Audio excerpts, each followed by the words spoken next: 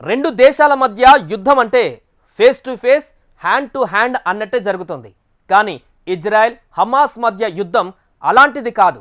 ఇది ఉగ్రవాదులకు తిరుగులేని రక్షణ వ్యవస్థ ఉన్న ఓ దేశానికి మధ్య జరుగుతున్న యుద్ధం. అయినప్పటికీ ఈ యుద్ధంలో ఇజ్రాయెల్ విజయం సాధించలేకపోతుంది. అందుకు రెండు కారణాలు ఉన్నాయి. వాటిలో మొదటిది హమాస్ టెర్రరిస్టులు ఆసుపత్రులు, పాఠశాలలను అడ్డాగా చేసుకోవడం అయితే, రెండవది హమాస్కు మించిన వ్యూహాలు చేయడంలో ఇజ్రాయెల్ ఫెయిల్ కావడం. కానీ అదంతా గతం. ఇప్పుడు ఐడిఎఫ్ తన బలమేంటో, ఏం చేస్తే హమాస్ కథను ముగించొచ్చో తెలుసుకుంది.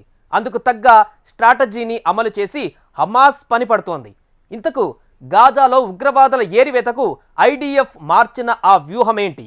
ఈ స్ట్రాటజీ ఇజ్రాయెల్కు గత వైభవం తెస్తుందని ఎందుకంటున్నారు?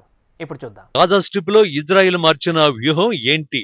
ఆసుపత్రిలో నక్కిన వారికి ఆర్మీ ఎలా చెక్ పెడుతోంది? ఉగ్రవాదుల ఏరివేతలో ఐడిఎఫ్ విజయం సాధిస్తుందా? ఇజ్రాయెల్ ఈ పేరు వింటే తిరుగులేని లెక్కలేనన్ని విజయాలు గుర్తొస్తాయి. హాలీవుడ్ రేంజ్ యాక్షన్ సీక్వెన్సెస్ కళ్ల ముందు కదలాడతాయి. దేశ రక్షణలో శత్రువుపై నిఘా పెట్టడంలో ఆ దేశానికి మించిన మొనగాడు లేడని ప్రపంచమంతా అంగీకరిస్తుంది. ఎందుకంటే ఈ ఇజ్రాయెల్ డిఫెన్స్ ఇంటెలిజెన్స్ వ్యవస్థలు సాధించిన విజయాలు అలాంటివి. ఆపరేషన్ థండర్బోల్ట్ అనే ఒకే ఒక్క మిషన్ ఆ దేశ డిఫెన్స్ సత్తా ఏంటో ప్రపంచానికి చాటి చెప్పింది. 1976లో పాలస్తీనా మిలిటెంట్లు ఇజ్రాయెల్ రాజధాని టెల్ అవీవ్ నుంచి ప్యారిస్ వెళుతున్న ఎయిర్ ఫ్రాన్స్ విమానాన్ని హైజాక్ చేసి ఉగాండా పంపించారు. మొస్సాద్ ఫైటర్లు ఆపరేషన్ థండర్బోల్ట్ పేరుతో ఉగాండా ఎయిర్పోర్టులో హైజాకర్లపై దాడి చేసి వారిని హతమార్చారు. అది కూడా ఉగాండా అధ్యక్షుడి డూపును తయారు చేసి అతడి విమానాన్ని పోలిన విమానంతో చాలా సీక్రెట్ గా ఆ ఆపరేషన్ ను ముగించారు. అందుకే ఈ డారింగ్ ఆపరేషన్ చాలా దేశాలు తమ రక్షణ రంగాలలో పాఠ్యాంశంగా చేర్చుకున్నాయి. కానీ ఇంత సత్తా ఉండి కూడా హమాస్ పై ఇజ్రాయిల్ ఇంతలా ఎందుకు పోరాడుతోంది? గత ఏడాది ఇజ్రాయిల్ పై హమాస్ దాడుల తర్వాత ప్రపంచం మొత్తం ఈ ప్రశ్నలే వినిపించాయి. శత్రువు రహస్యాలు తెలుసుకుని అతడి స్థావరానికి మారువేషాల్లో వెళ్లి మరీ అంతం చేసి తిరిగి వచ్చిన చరిత్ర ఉన్న ఇజ్రాయిల్ హమాస్ విషయంలో ఎందుకు ఫెయిల్ అవుతుందనే ప్రశ్న ఎవరికీ అంతుబట్టడం లేదు. అయితే ఇందుకు చాలా కారణాలు ఉన్నాయి. మరి ముఖ్యంగా ఇజ్రాయిల్ బలగం తెలిసిన హమాస్ ఉగ్రవాదులు ఆ దేశాన్ని ఎలా ముప్పతిప్పలు పెట్టాలో పక్కా ప్రణాళికలతోనే దాడి మొదలుపెట్టారు. గాజాలో సొరంగాలు నిర్మించుకోవడం, ఆ సొరంగాలను ఆసుపత్రులు, పాఠశాలలకు అనుసంధానం చేయడం వంటి వ్యూహాలు ఇజ్రాయెల్ ను తీవ్రంగా ఇబ్బంది పెట్టాయి. పైగా బందీలను కూడా ఆసుపత్రులు, స్కూళ్లలో దాచిపెట్టడంతో దూకుడుగా దాడులు చేయలేకపోయింది. ఈ క్రమంలోనే రోజులు గడిచిపోయాయి. కానీ హమాస్ పై చేయి సాధించలేదు. దీంతో తన బలగాలపై మరోసారి ఫోకస్ చేసింది. రిజల్ట్ ఏంటో తెలుసా? గాజాలో హమాస్ పై పోరులో ఇప్పటి వరకు ఇజ్రాయెల్ అమలు చేయని వ్యూహం ఇదే.